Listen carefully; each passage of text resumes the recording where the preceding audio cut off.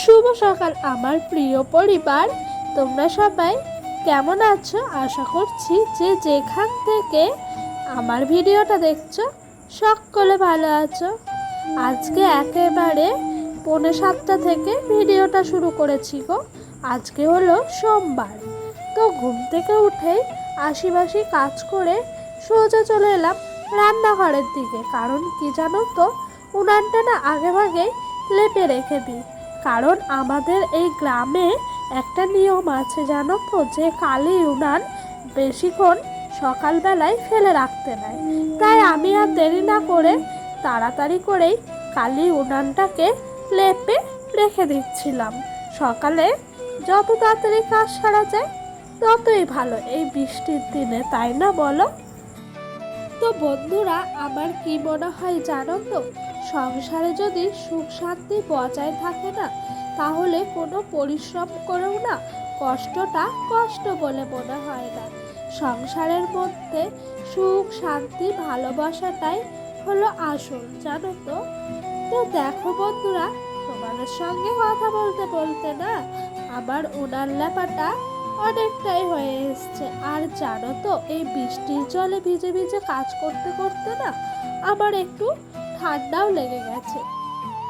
তো বন্ধুরা, চলো উনান লেপতে লেপতে তোমাদের সুন্দর সুন্দর কিছু কমেন্টে রিপ্লাই দিয়ে দিই।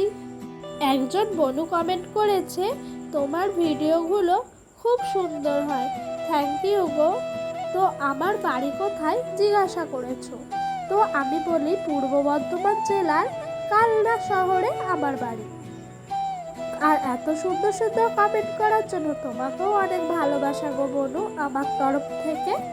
তারপরে আরেকজন বলেছে, নাইস ভিডিও, থ্যাংক ইউ।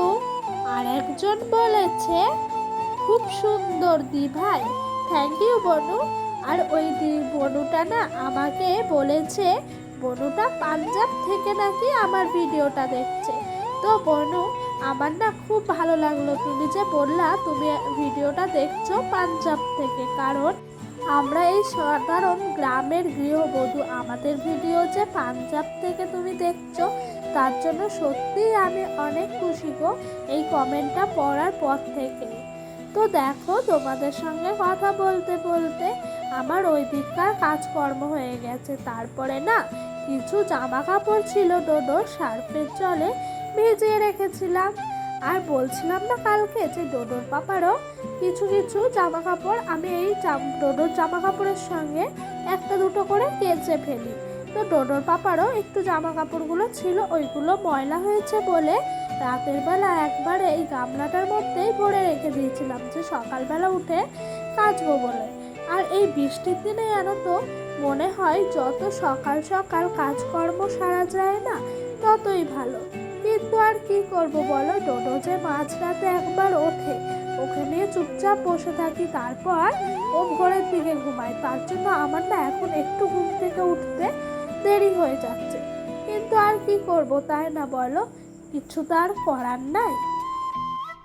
প্রথমেই তোমাদেরকে বলি, তোমরা যে যেখান থেকে আমার ভিডিওটা দেখছো প্লিজ এইরকমই আমাকে কমেন্ট করে জানিও কিন্তু। আর বন্ধুরা, আমার ভিডিওটা যদি তোমাদের ভালো লেগে থাকে তাহলে লাইক কমেন্ট করতে ভুলো না। আর যদি আরও ভালো লেগে থাকে তাহলে আমার চ্যানেলটা সাবস্ক্রাইব করে পাশে থাকা বেল বাটনটা প্রেস করে দিও। কারণ কি জানো তো, আমার নতুন নতুন প্রত্যেক দিনকার ভিডিওগুলো তোমাদের কাছে সবার আগে পৌঁছে যাবে। তো বন্ধুরা, তোমাদের সঙ্গে কথা বলতে বলতে আমার কাচাকুচিও হয়ে গেছে। আর আজকে দেখেছো কত সুন্দর হাওয়া দিচ্ছিল। যেদিন না হাওয়া দেয় না সেদিন কাজ করতেও অনেক ভালো লাগে।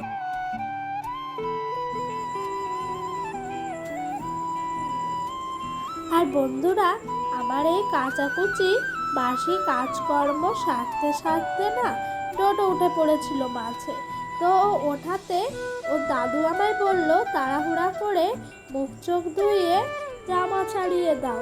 কারণ বাসি জামা কাপড় তো আমি সকালেই ছাড়িয়ে দিই, দিয়ে ওকে একটু রাস্তায় ঘুরতে নিয়ে যাবে। আমিও সেই কথা মতো ওকে রেডি করে পাঠিয়ে দিলাম। তারপরে বাসি কাজকর্ম হওয়ার পর এদিকে একটু চা বসিয়ে দিয়েছিলাম।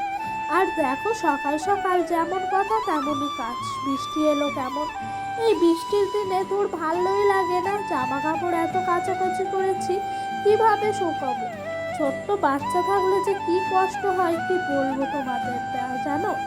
তারপরে না ডোডোর জন্য একটু মৌসম্বি কেটে নিয়েছি, মৌসম্বির রস করে খাওয়াবো। আর এই কদিন কি হয়েছে জানো তো, ডোডো কোনো ফলই খেতে চাইছে না।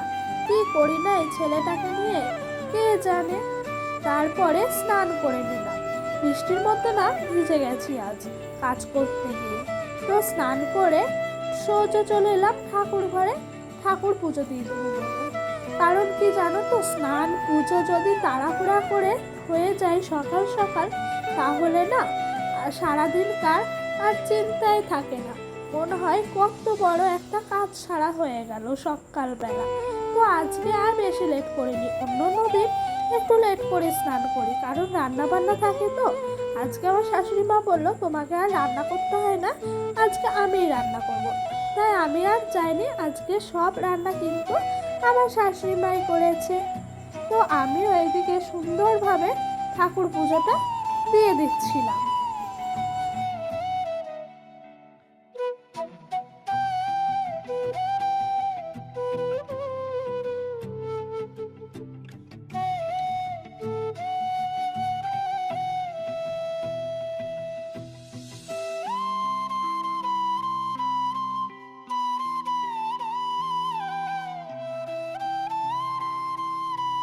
তো বন্ধুরা, এদিকে আমার ঠাকুর পুজো দেওয়া হয়ে গেল। তারপর এই ছোট্ট করে একটু আমাদের ঘরটা দেখিয়ে দিই, মাটির ঘর। জানো কাল রাতে কি হয়েছে, এই মাটির ঘর থেকে না মাটিগুলো না ছেড়ে ছেড়ে পড়ে যাচ্ছে। কি আর করা যাবে জানো, ডোডো ছিল না, তাই ভাগ্যিস দেখো সব দেয়াল থেকে বেশিরভাগ মাটিগুলো ছেড়ে ছেড়ে গেছে।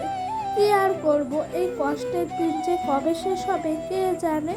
দেখেছো চারিদিকে মাটি খসে খসে পড়ে যাচ্ছে। কি আর করবো তাই না বলো বন্ধুরা। আর ওপরে তো সব মাটিগুলো পড়েই গেছে, জানো কিচ্ছু করার নাই। তাও আমরা কষ্ট করে এভাবে এই ঘরের মধ্যে থাকি। তারপরে যে বললাম আজকে সকাল সকাল স্নান করেছি, তো সকালে যেন বৃষ্টির মধ্যে ভিজে গেছি। তাই আমি ভাবলাম বৃষ্টিতে যখন ভিজেই গেছি, আজকে মাথায় শ্যাম্পু দিয়ে একেবারে পরিষ্কার হয়ে চান করি। তো তাই করেছি। তারপরে আমার শাশুড়ি মা দুপুরে ভাত বেড়ে দিল। কারণ কি জানো তো, ডোডোর বাবা আজ দুপুরে খেতে আসবে না, আমি আর আমার শাশুড়ি মা খেয়েছি। এইদিকে এক থালায় আমার ভাত আর এক থালায় ওনার ভাত। আলু ভাজা করেছে, পটল আলুর তরকারি আর ডাল হয়েছে, আজকে নিরামিষ জানো তো।